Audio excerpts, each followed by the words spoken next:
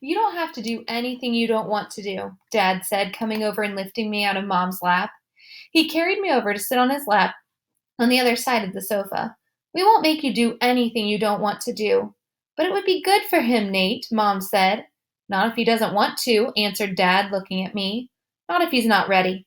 I saw Mom look at Lisa, who reached over and squeezed her hand. You guys will figure it out, she said to Mom. You always have. Let's just talk about it later, said Mom. I could tell she and Dad were going to get in a fight about it. I wanted Dad to win the fight, though a part of me knew Mom was right, and the truth is, she really was terrible at fractions. Driving. It was a long drive home. I fell asleep in the back seat like I always do, my head on Via's lap like she was my pillow, a towel wrapped around the seatbelt so I wouldn't drool all over her. Via fell asleep too, and Mom and Dad talked quietly about grown-up things I didn't care about.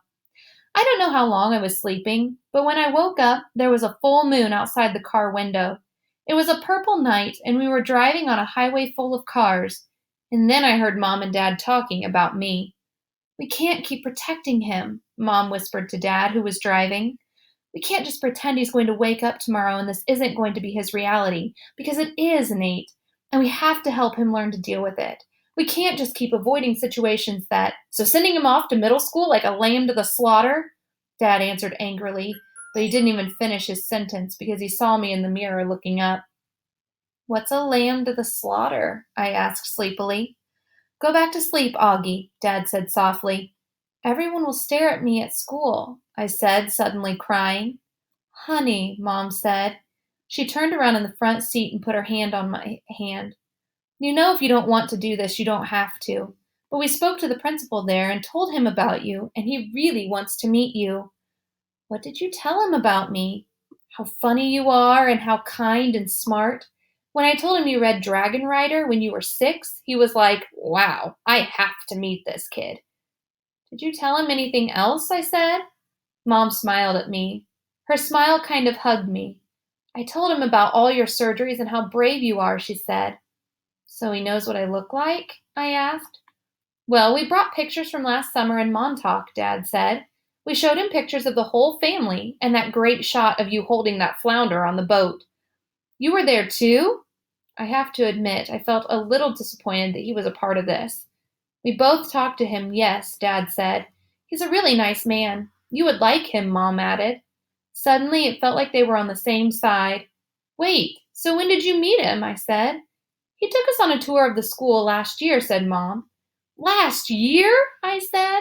So you've been thinking about this for a whole year and you didn't tell me? We didn't know if you'd even get in, Augie, answered Mom. It's a very hard school to get into. There's a whole admissions process. I didn't see the point in telling you and having you get all worked up about it unnecessarily. But you're right, Augie. We should have told you when we found out last month that you got in, said Dad. In hindsight, sighed Mom. Yes, I guess. Did that lady who came to the house that time have something to do with this? I said. The one that gave me that test? Yes, actually, said Mom, looking guilty. Yes. You told me it was an IQ test, I said. I know, well, that was a white lie, she answered. It was a test you needed to take to get into the school. You did very well on it, by the way. So you lied, I said. A white lie, but yes. Sorry, she said, trying to smile. But when I didn't smile back, she turned around in her seat and faced forward. What's a lamb to the slaughter? I said. Mom sighed and gave Daddy a look. I shouldn't have said that, Dad said, looking at me in the rearview mirror. It's not true. Here's the thing. Mommy and I love you so much, we want to protect you any way we can. It's just sometimes we want to do it in different ways.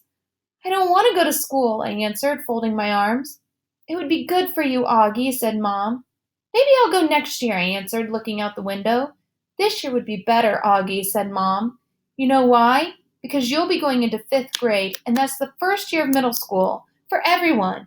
You won't be the only new kid.